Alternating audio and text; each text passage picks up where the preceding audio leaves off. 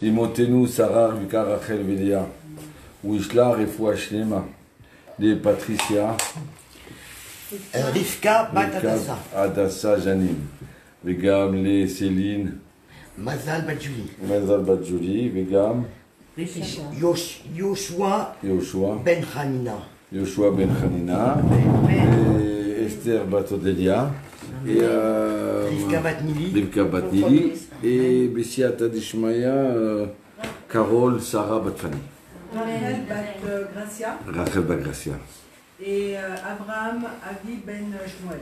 Abraham Avi Ben Shmuel. Chazak ou Borou. Je peux en rajouter deux? Bien sûr, avec Jean, on peut. Willy Chaim Ben. Déjà parmi tous les. Comment? Willy Chaim Ben. Willy Chaim Kain. Et Fernand Fred Ben Myriam. Fernand Fred Ben Myriam. שהשם יש להם לרפואה שלמה, אין נערפן עליהם, אין נערפן עליהם, בתור כל חולי עמו ישראל, ונאמר אמן. Voilà. Juste donnez-moi 2 minutes de m'organiser. Et on y va. C'est toujours comme ça. J'aime un fait les coups. Top. Alors, encore une fois, j'étais dans un embouteillage, je faisais des travaux, donc je suis resté un quart d'heure à 20 minutes coincé. Et voilà. Donc, mais c'est Hachem qui décide quelle heure on fait le cours. Quand on a Emouna, que chaque chose il a sa place, et chaque chose il a son temps, alors on ne s'inquiète pas. Juste par cavot, j'ai appelé pour dire que j'arrive en retard. Voilà. Donc aujourd'hui, on va parler du Rabbi Lubavitch, une histoire que je vais vous raconter. Et aussi sur un sujet qui nous touche à tout, c'est la jalousie. Nos sages disent, je vais vous raconter une histoire. Il y avait une famille, un homme qui était intelligent, riche, bien placé dans la communauté, important. Et voilà que on a décidé de placer un autre président. Et là, il est devenu jaloux. Il dit, pourquoi lui? Pourquoi pas moi? Et il a mis comme ça tous les gens autour contre le chef. Il a perdu sa femme, il a perdu ses enfants, il a perdu tout son argent. Et cet homme-là, il s'appelle Korach. D'un seul coup, plus personne. Toute une famille qui a été exterminée. Maintenant, il n'y a pas simplement que la famille est exterminée. Même les armoires, l'argent de Korach, tous les ustensiles qui appartenaient, ça a été englouti. Alors on pose la question, on dit, bon d'accord, bon, c'est quand on est jaloux, on crée la dispute, donc à ce moment-là, il y a tout qui part. Mais pourquoi l'argent? Dommage, ça aurait profité à d'autres personnes. Une personne qui est jalouse, même son argent, il est dangereux. C'est du poison. Maintenant, il faut savoir une chose, qu'on est tous jaloux. Simplement, il faut savoir contrôler la chose, la diriger la chose. Donc, Imerti Hachem, la première personne qui était jalouse, c'était qui? Abel. Presque. Ah, Adam Arishon. Avant ça, nos sages ils disent, la Torah elle dit qu'en fait compte, le serpent était jaloux de voir qu'il y avait Adam et Chava. Donc alors il a tout manigancé pour en fin de compte tuer Adam et prendre Chava. Il voulait la femme de Adam. Pourquoi quand Dieu il a dit à Chava, pourquoi tu as fauté? Elle a dit, Anachash et Siani. C'est le serpent qui m'a incité, mais elle n'a pas dit incité, ici Tani, ici Ani, la chaîne de mariage, Nesouim. C'est le serpent qui m'a, comme me marié, qui m'a pris. Et nos sages disent qu'il a fait rentrer une goutte de venin, et de lui et de elle est né Caïn, qui est aussi le symbole de la jalousie. Caïn, il invente le sacrifice à Dieu, c'est déjà quelque chose d'extraordinaire. Mais voilà que Dieu l'accepte. Et alors maintenant, Abel, il fait pareil que Caïn. Et Hachem, il accepte plus le cadeau de Abel que de Caïn. Et là, il devient jaloux, à tel point de le tuer. Encore après, Noir. Noir, il sort de l'arche. Et voilà que Ham, il voit Noir en train de boire, il s'est saoulé. Qu'est-ce que le sage lui dit? Que Noir, Ham, il a castré Noir. Pourquoi? Il a dit déjà, il a 3 enfants. Ça ne suffit pas pour ce monde-là, un 4e. Donc je ne veux pas qu'il y ait encore un autre enfant. Le monde entier, des fois, quand une personne elle est jalouse, elle peut tout avoir. Eh bien, elle n'a rien du tout. Parce qu'il y a juste ça qui lui manque. Et ce qui est drôle, c'est quoi? C'est que ce mois de Tammuz-là, il y a un nom de Dieu qui est entièrement à l'envers. Et ce nom du mot Tammuz, il vient du phrase, attendez, peut-être je vais trouver, par hasard, je l'ai amené avec moi, mais c'est Aman, il a dit une phrase, il a dit comme ça, Vechosé Eleno Chaveli. Aman, c'est maintenant le vice-roi. Tout le monde se prosterne devant lui. Il a tout l'argent du monde. C'est lui qui dirige, il a le kavod, le contrôle, il a tout. Et malgré ça, il voit Mordechai qui ne se prosterne pas. Il arrive à diriger tout le monde sauf un juif. C'est pas grave. Qu'est-ce qu'il dit? Vechosé Eneno Chaveli. Tout ça, ça vaut rien pour moi. Juste il a dit ça, ça a été la fin de sa vie. Quoi? Je te donne tout. Et il te manque une chose. Et tu veux pas? Et tu es prêt à pleurer pour ça comme tu n'y as plus rien? Eh bien, tu n'auras plus rien. Nos sages ils disent que le Nachash, en vérité, il marchait. Il mangeait comme un homme. Il avait des jambes, il avait des bras. Et il mangeait comme un homme. Hachem, il lui a dit, je t'ai tout donné. Et tu as voulu prendre ce que je ne t'ai pas donné. Alors je vais t'enlever même ce que je t'ai donné. Je vais t'enlever les bras, je vais t'enlever les pieds et tu vas ramper. Et tu vas manger la poussière de la terre. Ça, c'était la pire punition pour le Nachash. Pourquoi? À quoi ça ressemble? C'est comme quelqu'un qui a un fils. Il a 2 enfants. Un qui est trop méchant et un qui est gentil. Qu'est-ce qu'il dit au méchant? Tiens, prends 10 millions de dollars et va de l'autre côté de la terre. Et l'autre, tous les jours, il te demande à papa, tu peux me donner de l'argent? Il dit, papa, je n'ai pas compris. À lui qui est méchant, tu lui as donné l'argent? C'est parce que je ne veux plus le voir. Donc il a dit au Nachash, mange tout ce que tu veux, ne me donne plus rien. Voilà, c'est la poussière de la terre. Celui qui est jaloux, maintenant on va parler pas mal de choses qui sont jalouses, pour bien nous rentrer ça dans la tête. Parce que comme tout le monde est jaloux, et tout le monde arrive à fauter, tout le monde il peut tenter à fauter, la sagesse c'est quoi? C'est pas de dire tu es méchant, tu es pas bien, tu es pas si. C'est se donner des armes pour essayer de ne pas tomber dedans. Ou même si on est tombé, comment on se sort de ça? C'est ça la sagesse. Donc maintenant, avec l'aide de Dieu, j'espère qu'on va y arriver, même pour moi, d'accord? Qu'en fin de compte,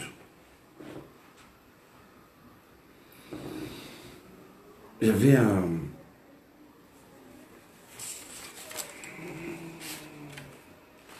on a parlé du Nachash, on a parlé à l'époque du Harizal, plus que ça, la Mishnah elle vient et dit, il y a 3 choses qui sortent la personne de ce monde-là. Une personne qui est passionnée, par exemple par le jeu. Tu as beau lui expliquer, mais ne joue pas l'argent. Non, mais ça va, ça va. Mais regarde, tu as perdu ta voiture, tu risques de perdre ta maison. Tu as beau lui parler, il ne comprend pas. Tu as beau le frapper, il ne comprend pas. Il est tellement passionné que la personne elle est en dehors de ce monde-là. Et après, il te dit, bon, j'ai perdu ma maison, j'ai perdu ma femme, j'ai perdu mes enfants, je suis seul dans la vie. Pourquoi? Parce qu'une personne qui est dans la ta'ava, dans la passion, elle est sortie de ce monde-là. Comme ça, ils nous disent la Mishnah, Pirkei Avot, paragraphe 4, Mishnah 20 ou 21. La Mishnah, elle vient ramener une autre chose, le kavod.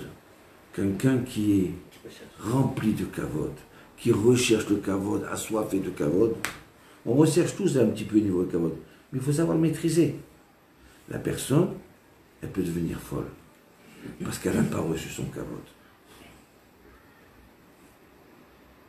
Donc ça, la troisième chose, c'est la jalousie. Une personne qui est jalouse, et qui, comme ça, dans l'exagération, alors elle contrôle plus ce monde-là. Tu as beau lui parler, mais il comprend, c'est pas bien pour toi, c'est pas grave, sauf ton frère et la salle. Non, elle n'entend pas. À l'époque du Harizal, il y avait deux jeunes hommes qui se sont associés. Et ça marchait bien dans les affaires. Ils se sont mariés. Et voilà que Yosef, il a un garçon. Et Shimon, il n'a pas d'enfant. Deuxième année, Yosef, il a un deuxième, troisième, quatrième, cinquième, et Shimon, il n'a pas d'enfant. Et voilà qu'un jour, la femme de Shimon a rencontré la femme de Yosef. Et voilà qu'une fois qu'elle l'a rencontré, voit que Yosef, il tombe, le fils de chez Yosef, il tombe par terre. Il reçoit un coup. La femme de Yosef, elle dit, tu sais quoi? C'est la femme de Shimon, comme elle n'a pas d'enfant, elle est jalouse, d'accord? C'est pour ça que mon fils il est tombé. L'autre il dit, non, laisse tomber, c'est pas grave et tout ça. Et puis après, c'est comme ça, chaque fois qu'elle a un problème, c'est à cause de la femme de Shimon. Elle est jalouse, jusqu'à que elle n'en pouvait plus, elle lui dit à Yosef, il faut que tu te sépares d'elle. Tu te sépares de ce couple-là. Il est mauvais pour nous. On ne peut pas les inviter Shabbat, on ne peut pas faire ça, là. Et jusqu'à un tel point où Yosef, il n'en pouvait plus, il a dit, bon, viens, on se sépare. Donc ce couple merveilleux, ces deux hommes, les associés se sont séparés. Voilà qu'ils se séparent. Chacun il démarre sa vie de nouveau. Shimon, qui n'a pas d'enfant, il commence à réussir. Sa femme est enceinte. Et voilà qu'elle a un enfant. Elle a 2 enfants. Et l'autre, il commence à s'écrouler à l'autre. Et l'autre, la femme de Yosef, elle ne pouvait plus. C'est quoi, mais pourquoi on a perdu l'argent? Et qu'est-ce qui se passait? Et voilà que, quand ils ont eu un enfant, les Shimon, ils ont invité qui? À El Sandak. Yosef. Non. Ils ont invité le Harizal. C'était l'époque du Harizal. Donc c'était lui le Sandak. Et donc ils ont décidé la Brit Mila à 10h du matin. À 10h, ça passe pas. Il n'est pas là. 11h, midi, 1h, 2h. Il arrive 5 minutes avant le coucher du soleil. Alors maintenant tout le monde attend le Harizal. C'est sûr et certain qu'on n'a rien à dire. On l'attend. Il arrive, il dit excusez-moi du retard. Venez en vue de la Brit Mila et après je vous raconte. Donc voilà, il est Sandak qui fait la Brit Mila. Et puis après, le Harizal dit écoutez, avant qu'on mange, je veux vous raconter l'histoire qui m'est arrivée. Sur la route, je suis parti pour la Brit Mila, dans son compte, je rencontre un chien. Et ce chien-là, en fin de compte, c'était la réincarnation de Gehazi, qui était le shamash de Elisha. Des fois, la personne, Elisha, c'était l'élève, le talmide de Eliyahu Hanavi, qui était plus grand qu'Eliyahu Hanavi. Comment? Toi, tu es shamash de la vérité et tu peux être méchant? Comment c'est possible? Des fois, on peut se trouver dans le temple, dans l'endroit le plus kadosh, okay, et d'être la personne la plus méchante.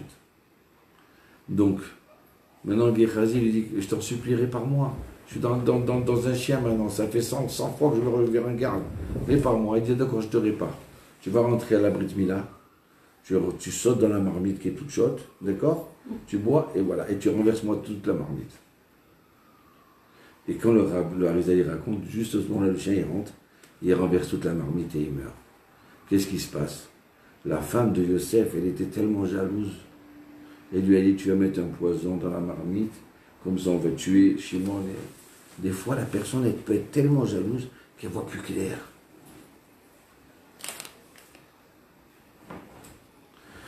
C'est pour ça que la Mishnah dit que ça nous sort du monde. Alors, j'ai une phrase.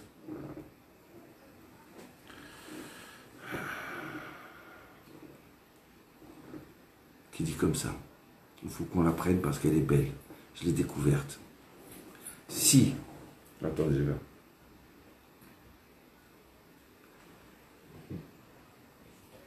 Si tu as,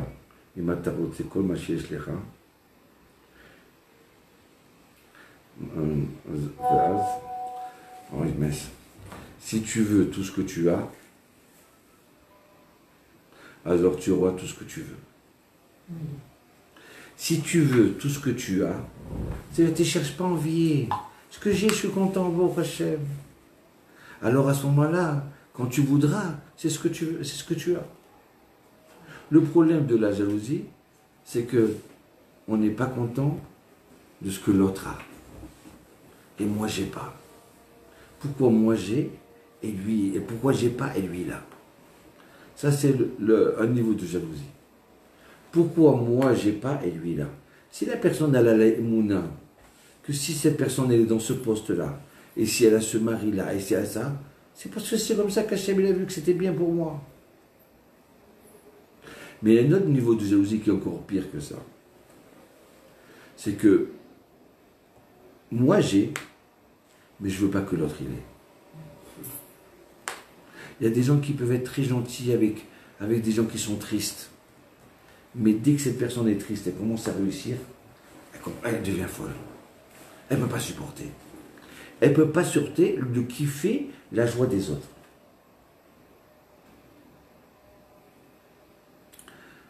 J'avais un couple qui est venu me voir. Un mari. Il me dit, j'ai un problème. Ma femme, je l'aime. Elle m'aime. C'était merveilleux pendant 1 an. J'allais travailler, j'allais étudier, je m'assois, je mange. Elle ne demande rien, moi je demanderais bien. Rien qu'on soit dans la même maison comme ça, ensemble, c'était déjà notre bonheur. On s'assoit à côté de l'autre, ça suffit. Et voilà qu'1 an après, il y a sa copine, qui aussi s'est mariée il y a 1 an. Ils se rencontrent. Comment ça va? Très bien, très bien. Et l'autre, elle lui dit, tu sais quoi? Mais j'ai trouvé un mari extraordinaire. Il dit quoi? Tous les soirs, tous les Rosh Chodesh, il m'achète un cadeau. Et tous les soirs, il m'apporte quelque chose. Un bonbon, un chocolat. Il ne rentre pas à la maison s'il ne m'a pas acheté quelque chose. Mais tu sais qu'est-ce qu'il est bien ce mari. Il a toujours le mot qu'il faut dire. Il est sympathique. L'autre, elle se dit, ouais. Pourquoi mon mari ne fait pas ça? Alors le mari tout gentil, il rentre à la maison. Il voit sa mère, sa femme, il me le faire. Alors que c'est apporté? J'ai rien apporté, ouais, je suis là, je suis content. Hein. Et elle commence à s'énerver. Elle commence à se fâcher. Et pourquoi tu ne m'apportes pas? Mais je n'ai pas compris, ça fait 1 an, on était tranquille. Hein. Qu'est-ce qu'il y a? Jusqu'à un tel point qu'elle a voulu divorcer. Je veux un mari comme l'autre. Et alors des fois, sans faire exprès, on raconte notre bonheur. Mais on ne sait pas qu'on fait du mal à l'autre personne qui écoute. C'est-à-dire qu'il faut avoir du tact. Pas tout raconter ce qu'on vit. Pas tout raconter ce qu'on a. Pourquoi créer la jalousie chez l'autre?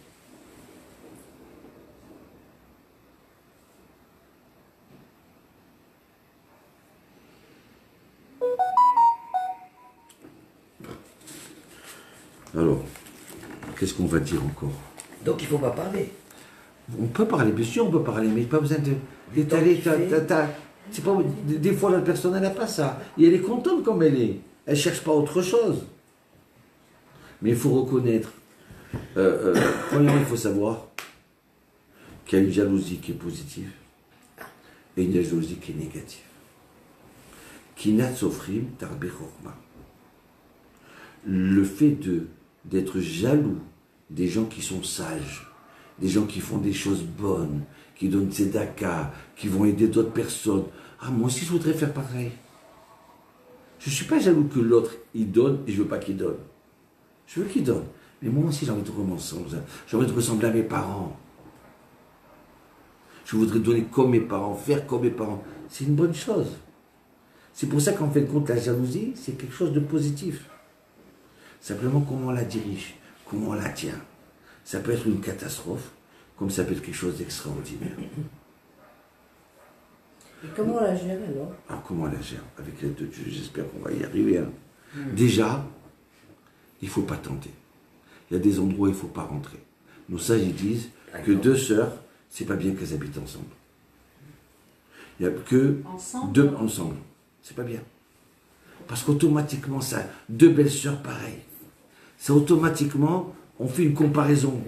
automatiquement, tu fais rentrer les gens dans le problème. De l'autre côté, je donne un exemple, d'accord? Maintenant, on sait très bien que, selon la nature, une belle-mère et une belle-fille, c'est des concurrentes. D'accord?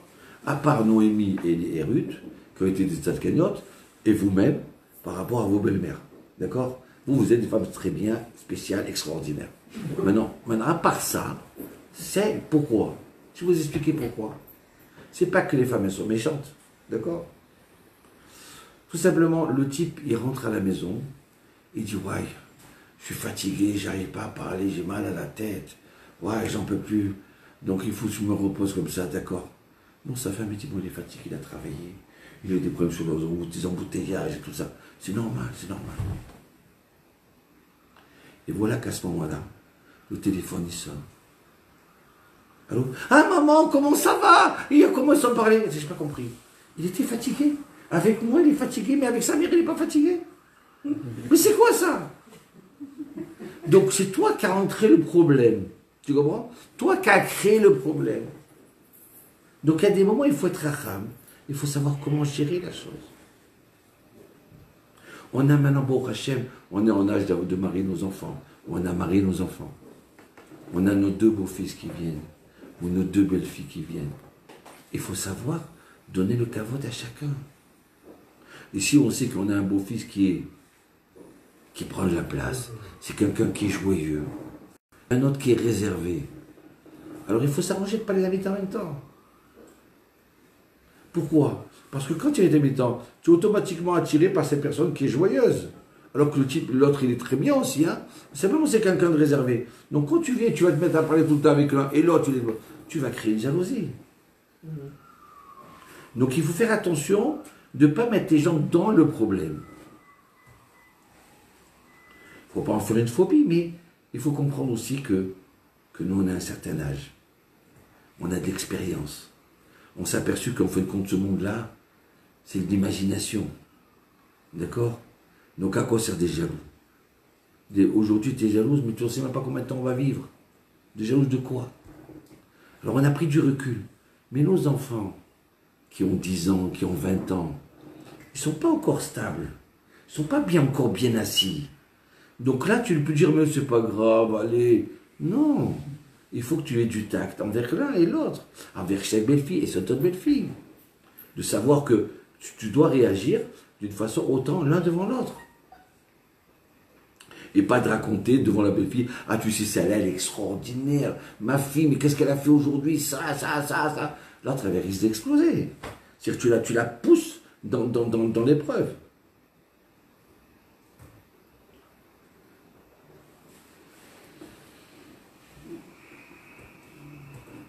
Donc il faut, de la même façon qu'on fait une bonne fina, qu'on fait des bonnes salades, d'accord? Il faut savoir mettre les gens à l'aise, bien. Tu reçois des gens, savoir les mettre comme il se doit. De parler sur leur sujet qu'ils aiment, pour montrer qu'on s'intéresse à eux, pas plus que l'un que l'autre. Disons, une ne sait pas faire la cuisine, elle n'aime pas la cuisine, et alors tu vas parler avec l'autre, bien sûr, tout le temps de la cuisine. Pense à l'autre aussi. Pourquoi maintenant elle ne veut plus venir Shabbat?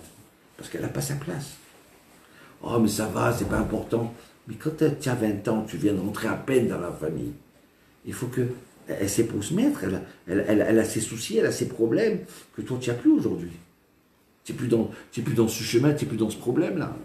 Dans cette situation. J'ai été une fois un anniversaire à Marseille. Et là, j'ai vu la maman. Elle a fait des cadeaux à tous les enfants. J'ai dit pourquoi? Je me dis parce que je ne veux pas qu'ils soient jaloux. C'est vrai, à première vue, c'est une bonne pensée. D'accord? Mais il faut savoir apprendre aux enfants à l'itmoded. C'est-à-dire apprendre aux enfants à se surpasser devant l'épreuve. Un enfant qui a 2 ans ou 3 ans et le grand frère, il a 10 ans, tu ne peux pas lui dire ne sois pas jaloux. C'est normal que tu dois lui donner quelque chose. Mais quand l'enfant, un il a 10 ans, l'autre il a 12 ans, il peut comprendre. Donc dis, regarde, dans un mois, ça sera ton anniversaire. Donc tu recevras ton cadeau. Aujourd'hui, c'est ton frère de 12 ans qui fait son anniversaire. Donc maintenant, on va lui faire la fête. D'accord? Et tu lui répètes comme ça, 1 fois, 2 fois, 3 fois, 10 fois. Alors tu l'as préparé la chose. Et en plus, tu lui as parlé que dans un mois, tu as le cadeau. Mais si tu donnes des cadeaux à tout le monde, jusqu'à l'âge de 20 ans, cette personne, elle n'arrive pas à se battre dans la vie, parce qu'elle va avoir ce problème un jour dans sa vie. Il faudra voir qu'elle se surpasse. Il faut savoir que chacun, il a sa place, chacun, il a son moment. Et comme ça que Dieu, il organise les choses. Il y a des fois, tu as beau tout arranger, et ça passe pas. Donc, quand on fait ça, Bechorma, avec l'aide de Dieu, et quand on explique, vous savez, les gens, nous, quand on est jaloux, vous savez pourquoi on est jaloux? C'est parce qu'en fin de compte, si on était des gens qui ne manquaient rien, contents de ce qu'on avait, alors on n'est pas jaloux. Une personne qui en manque, alors elle devient jalouse. Une personne qui lui manque cette neshama, cette doucha qui est en elle, elle n'est pas jalouse. Donc ça, j'y raconte que Aaron, il a vu le premier jour du mois de Nissan, les chefs des tribus, chacun a apporté chaque jour un sacrifice. Alors on démarre le premier jour du service du Beth Amikdash.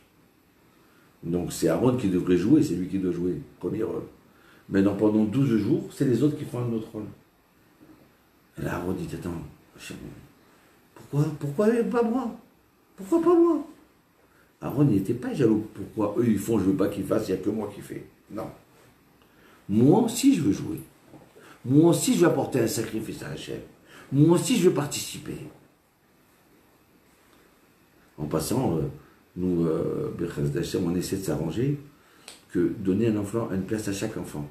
Ça veut dire que même l'enfant qui a 4 ans, 5 ans, je dis quoi, ma fille, alors va chercher les chalotes. Ah, tu as apporté, c'est grâce à toi qu'on va faire monter aujourd'hui à table. Tu as apporté les chalotes. La fille de 10 ans, allez, fais-nous une petite rala. Ah, maintenant c'est grâce à toi. On lui donne sa place à l'enfant. Maintenant, Aaron, qui était jaloux positif, parce que c'est une jaloux dans les mitzvot. Alors, dans le bonheur, dans les bonnes choses. Alors, Hachem lui dit, mais t'inquiète pas, toi, ça sera plus que les autres. Toi, tu ne fais pas les sacrifices maintenant, mais tu vas allumer la menorah tout le temps. Donc ta mitzvah, elle est encore plus grande. Maintenant, ce même Aaron, c'est lui qui va bénir le peuple d'Israël. Ce même Aaron, il n'était pas jaloux contre Korah. Il n'était pas jaloux par rapport à Moshe. Alors que maintenant, lui, c'est l'adulte le plus grand. Il est plus grand que Moshe. Il n'était pas jaloux. Pourquoi? Parce qu'il était content de sa place. Je suis le second. Pendant 40 ans, Dieu va dire à Moshe va me dire à moi, tu sais Aaron, Dieu il a dit que tu dois faire ça. Dieu il a dit que tu dois faire ça. Donc c'est le petit frère qui va commander le grand frère. Mais il n'est pas gêné, pourquoi? Je suis content où je suis. Ça ne me dérange pas. Quelqu'un qui est content de sa place, qu'il est content de son sort, alors à ce moment-là, il est rempli de Gdoucha, il a, pour Hachem, j'ai pas de manque. Alors à ce moment-là, ça ne le dérange pas que les autres y réussissent. Au contraire, il est content que les autres y réussissent. Quand tu es uni avec une personne, quand ton fils il te dépasse, mais tu es content. Pourquoi? Pourquoi quand c'est ton fils il te dépasse, tu es content, et quand tu es au travail, tu as celle qui vient de rentrer, elle t'a dépassé maintenant. Pourquoi ça te fait mal? Qu'est-ce qui se passe? Parce que ça c'est ta chair, ça c'est ton fils. Donc si tu te sens que tu es hardoute, quelle différence que ce soit Moshe, Josiane ou une autre qui va, c'est pas grave.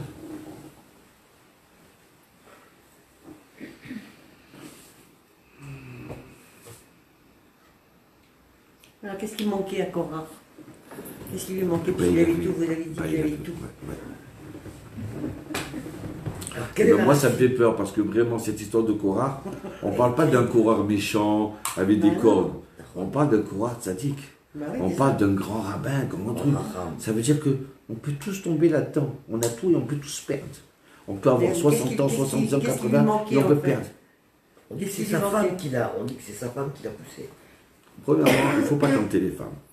les femmes, c'est connu, sans être misogyne, sans être inquiète, qu'elle peut arriver à être un peu plus jalouse Que les hommes. que les hommes. Pourquoi? Dans la nature. Pourquoi, je ne sais pas. Je ne vais pas dire. C'est pour ça qu'il ne faut pas. Bon, la jalousie qui est bonne, c'est quoi? C'est dans le couple. D'accord? C'est normal on est jaloux parce que je me sens uni avec ma femme. Donc je ne veux pas quelqu'un qui rentre. C'est une bilatiout. C'est comment on dit ça en français? Exclusivité. D'accord? Moi et ma femme, on est exclusifs, c'est tout. Il n'y a personne qui doit rentrer au milieu et c'est normal. Et c'est une jalousie qui est bonne. De ce coup, il y a quelqu'un qui va parler avec le mari, une femme va parler. Pourquoi tu parles? Qu'est-ce qui se passe là? Tu parles trop. C'est positif parce qu'on veut être unis, on veut être ensemble. Bon, il y a une jalousie aussi qui est malade, que sur chaque chose, on commence à avoir, on se fait des films. Ça, c'est autre chose, d'accord? Mais on doit être jaloux dans un couple. Ça veut dire qu'on aime la personne. On doit faire attention à sa femme. On doit faire attention à son mari qui ne tombe pas. C'est une jalousie qui est positive.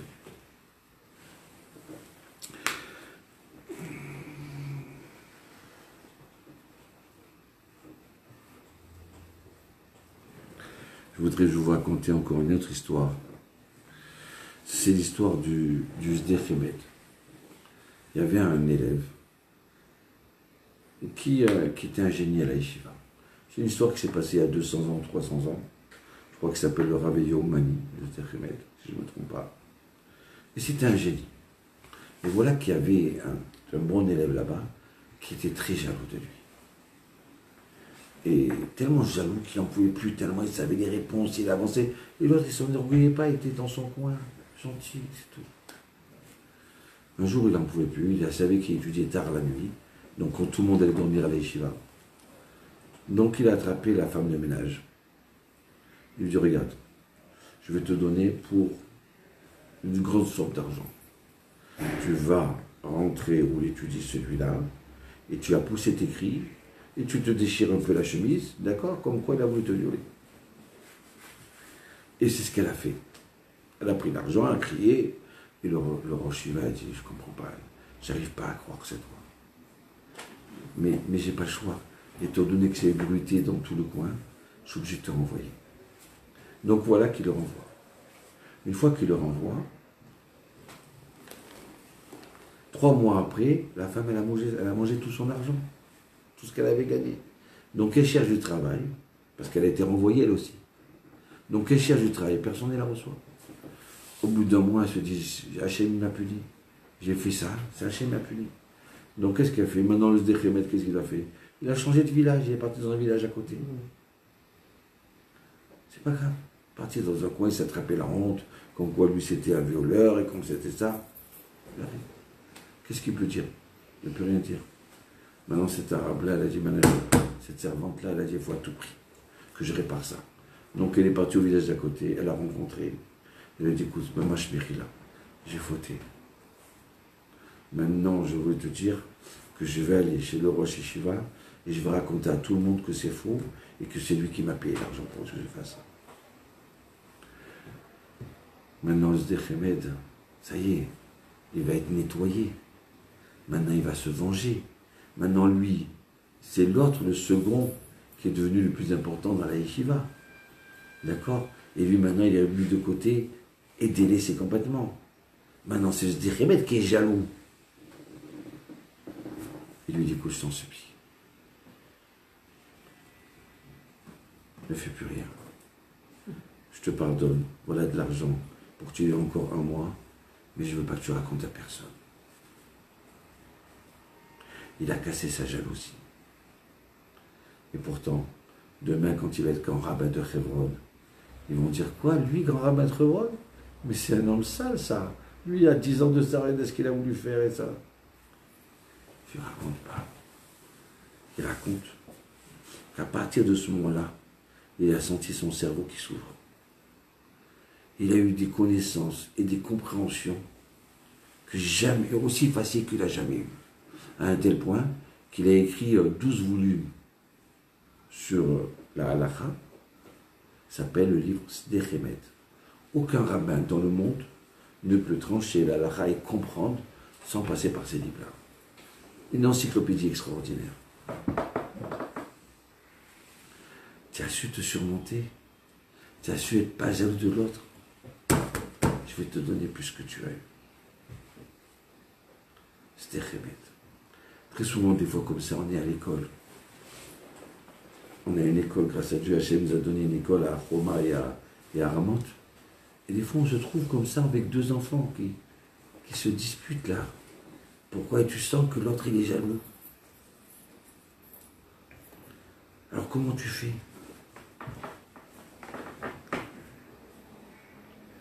Alors, en vérité, il n'y a pas de système D. Parce que chaque Neshama, c'est un monde à part. Mais dans le généralement des choses, c'est quoi? C'est qu'on prend l'enfant qui est jaloux et on lui montre combien on l'aime.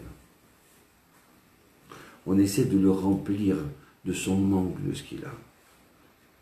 On l'invite au bureau. Viens, j'ai besoin de toi. Qu'est-ce que ça pense de la classe? Comment tu penses? Ainsi de suite.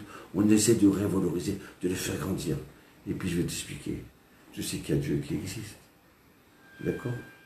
Aujourd'hui, c'est lui le premier. Demain, ça sera toi. Tu sais quoi? Une fois que je l'ai bien préparé, je vais leur envoyer celui-là. Quand tu l'as bien préparé, tu as donné sa valeur et tout ça, quoi, tu es prêt à renvoyer pour moi? Non, ça va. Je veux plus que tu le renvoies.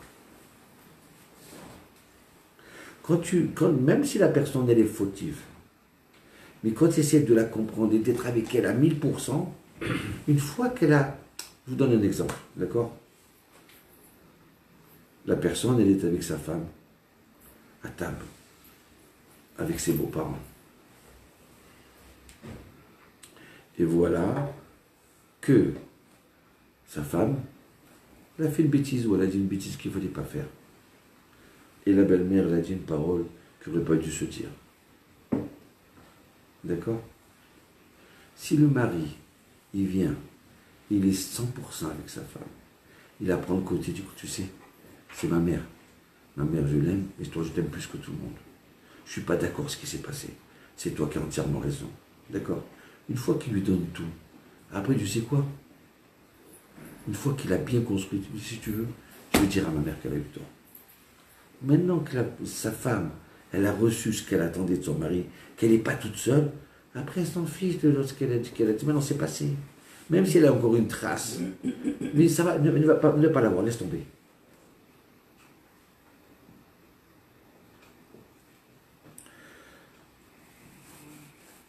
Nos sages, dans la Torah, il est marqué que Rivka, elle était la fille de Bethuel, et elle vient de la région de Padan Aram. Mais c'est marqué 3 fois dans la Torah. Rachid pose la question, mais ça va, on le sait que c'est la fille de Bethuel, qu'est-ce qu'il y a besoin de me raconter? Et voilà que Yitzhak, il a pris la fille de Rivka, la fille de Bethuel, de Padan Aram. Pourquoi tu racontes tout ça? Regardez ce qu'il dit le Rachid. Il dit, la jalousie, c'est bien qu'elle a sa place. Parce que si elle n'est pas jalousie, on n'avance pas dans le monde. Ça nous permet d'avancer. Oui, d'avancer, de vouloir continuer. Autrement, on serait déprimé. On ne pourrait pas bouger comme ça. Maintenant, comme c'est une chose qui est positive dans le monde, il faut savoir contrôler et tenir. Donc c'est quelqu'un que chacun est là. Maintenant, Rivka, Rachid dit, elle est née, un père qui est un brigand, des gens qui sont méchants dans son quartier, et des filles qui sont mal élevées. Donc ce serait normal que Rivka, elle ressemble aux filles de Padan Aram, et en même temps à la famille où elle est née. Rachid dit, malgré que... Pourquoi on répète 3 fois? Parce qu'il avait une famille qui était mauvaise. Elle avait une région qui était mauvaise, et malgré cela, elle n'a pas essayé de ressembler aux autres. Ça aurait été normal qu'elle cherche à ressembler aux autres, par la jalousie qui est en nous. Mais elle est restée pure. Donc, Kinat Sofrim Tarbe Chochma.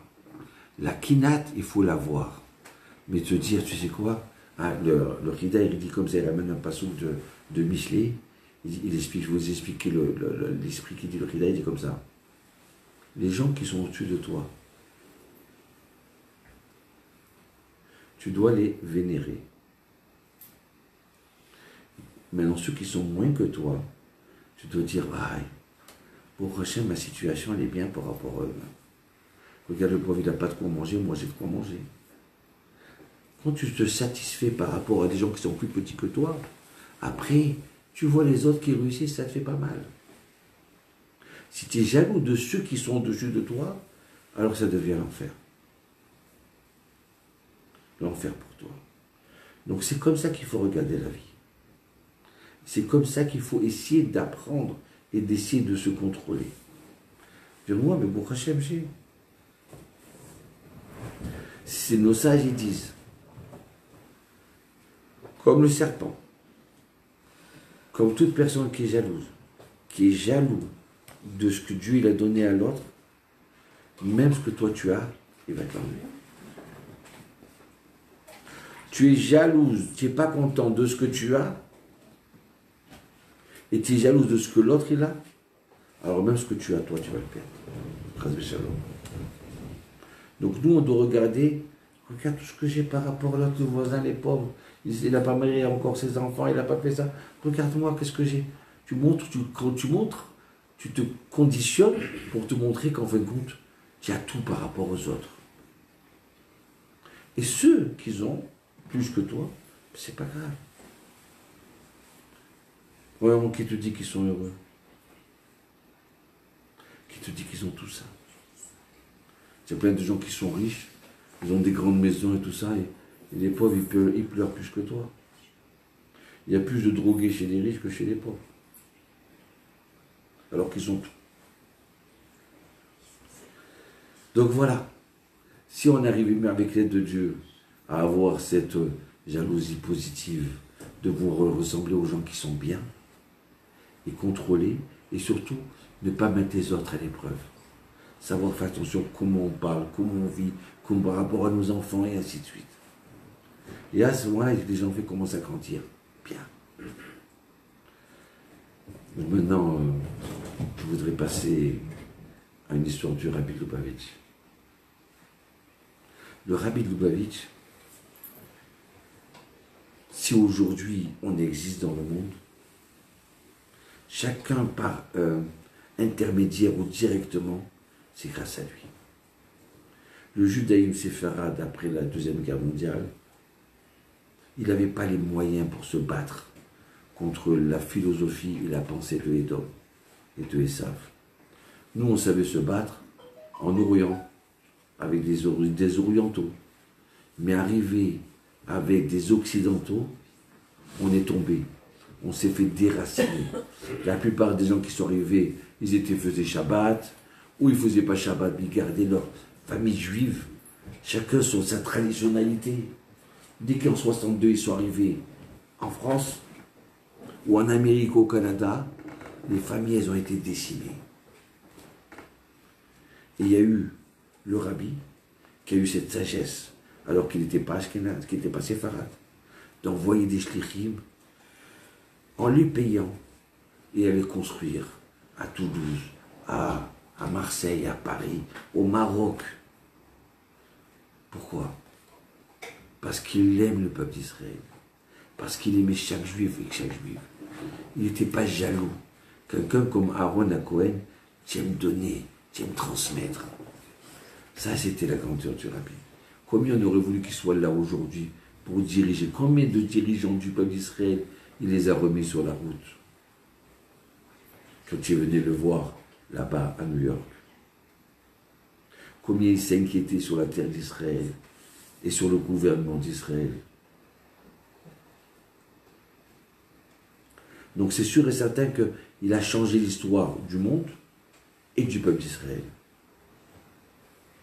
Même pour un juif au fin fond de la terre, il a envoyé quelqu'un avec des matzot pour lui donner. Je vais vous raconter une histoire qui m'est arrivée. Déjà, il y a une belle histoire que vous verrez sur YouTube. Vous tapez Rav Atali Mirak Rabbi, vous enfermez dans un coin, Vous ne répondez pas au téléphone, vous allez voir 8 minutes, une histoire extraordinaire. Je ne veux pas vous la raconter maintenant. Ah si. Non. Je vous raconte une deuxième histoire. Une histoire fraîche qui m'est arrivée il y a 1 an de ça. À Rabbi Milubavitch.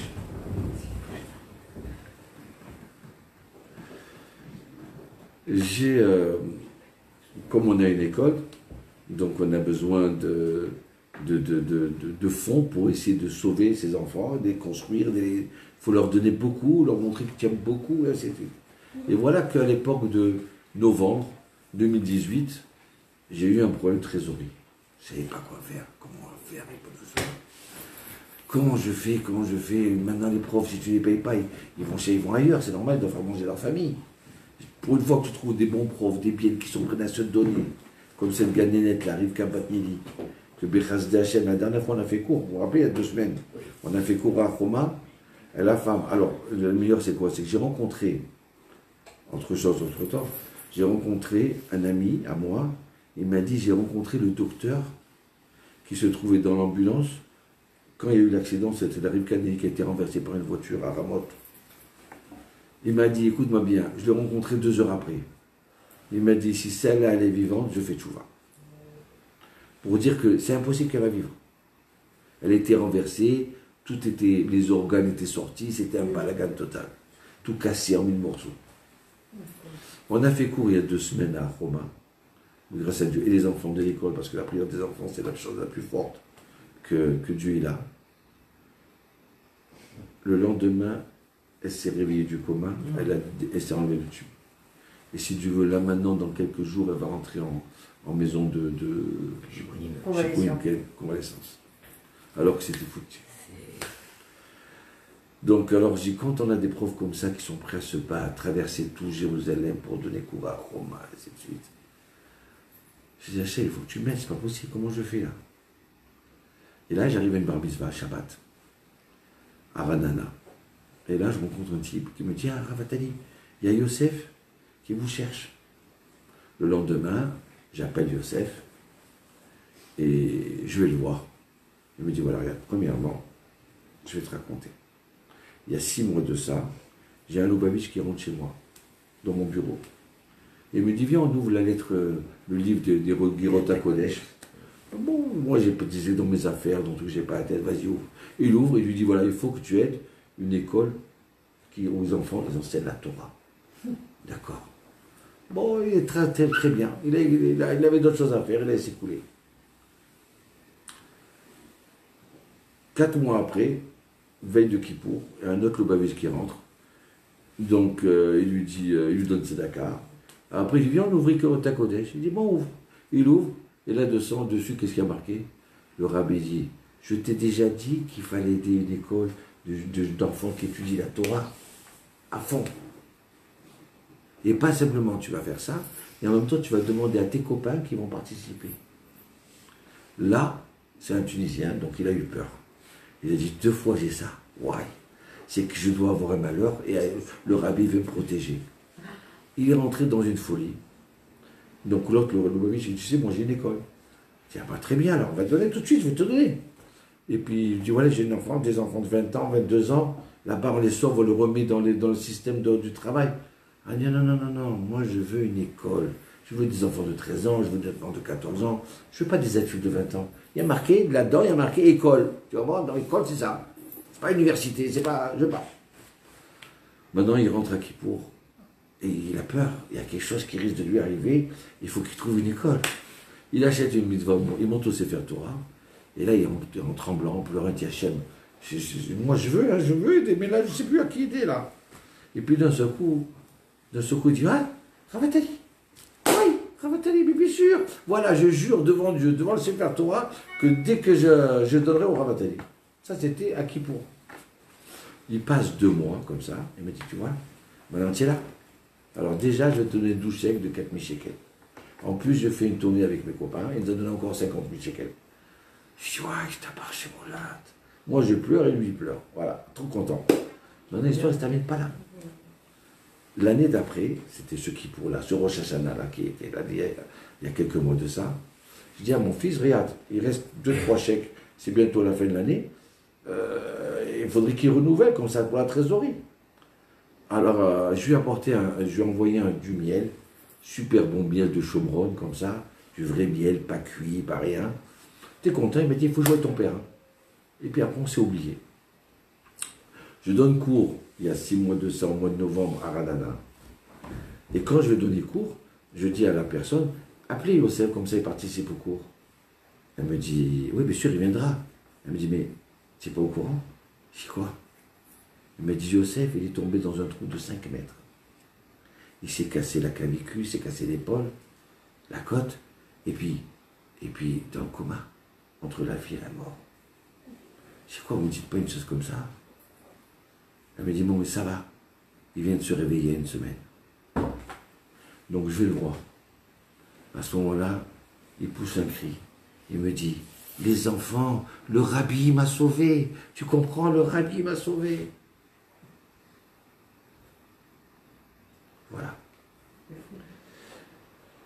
La grandeur du rabbi, c'était quelqu'un qui n'était pas jaloux. Il faisait kavod à tous les rabbanim et à chaque personne. Et il y a une petite fille, un jour de 8 ans, elle est partie le voir. Donc il faisait la queue. Elle a reçu le dollar. Quand elle a reçu le dollar, elle a dit, oh, je t'ai marché mon malin, ça y est, c'est moi, je vais tout réussir, les examens, les tout heureux. Elle sort de chez le rabbi, elle dégringole des escaliers. C'est pas normal. Mais j'ai reçu le dollar, c'est quoi ça? C'est pas juste, pas normal. Donc elle refait le tour, elle refait la queue. Elle arrive devant le rabbi, elle dit, rabbi, tu m'as donné le dollar, c'est pas normal, je suis tombé. Alors, ça marche pas ça. Alors le rabbi dit, je t'ai pas donné $1 pour pas que tu tombes. Je t'ai donné $1 pour que tu apprennes à te relever. Pour que tu puisses te relever. Voilà pourquoi je t'ai donné le $. Toda rabba lachem. Maintenant on va faire les chayim. Vous êtes de coloration Lubavitch? Moi, j'aime tout le peuple d'Israël. Tous les rabbins, et je ne suis pas Lubavitch. Comment alors? Je ne suis pas Lubavitch. Non, j'ai cru comprendre, vous n'étiez pas.